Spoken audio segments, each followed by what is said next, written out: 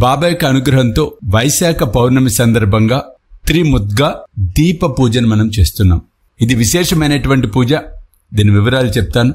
ఈ పూజ వలన స్థిరమైన ఆరోగ్యము, సంకల్ప సిద్ధి, కార్యసిద్ధి, ధనలాభము, వివాహ యోగ్యము, అలాగే భ్రమలను నివారించటం, విశేషమైన ఫలితాలను పరబ్రహ్మ స్వరూపుడు సమర్థ సద్గురు సాయి మనకి పూజ ద్వారా ప్రసాదించబోతూ ఉన్నాడు. ఆ జగజ్జనని మనకి అనుగ్రహించబోతోంది. ముఖ్యంగా ఇక్కడ ముద్గ దీపము అంటే ఏమిటి అనేది చూస్తే, పెసలు, తెలుగులో పెసలు అంటాం, నార్త్ ఇండియా సైడ్ మూంగుదాల్ అంటారు. సంస్కృత పదము ముద్గ.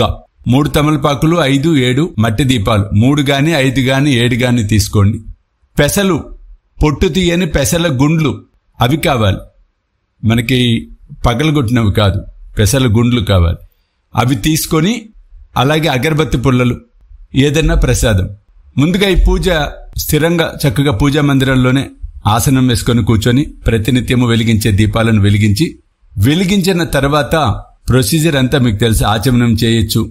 ఇవన్నీ ఆచమనము, ఆ తర్వాత సంకల్పము, ఈ క్రమంలో ఒక రకము. అంటే తెలిసిన వారు చేయండి.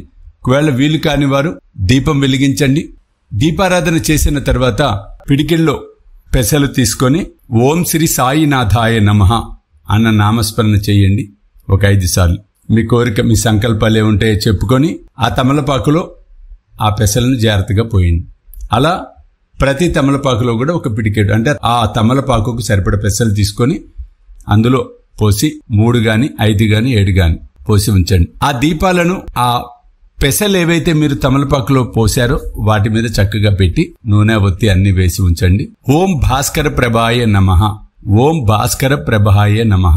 ఒక్కొక్క దీపాన్ని ఈ నామంతో ఒక 5-5 సార్లు పసుపు కుంకాలు వేసి పూజించండి ముందు.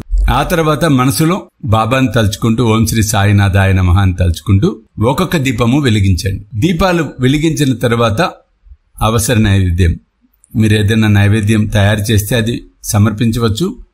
లేదు, కిస్మిస్ పండ్లు అవ్వచ్చు, అరటి పండ్లు అవ్వచ్చు, ఏవైనా పండ్లైనా కూడా మీరు సమర్పించవచ్చు.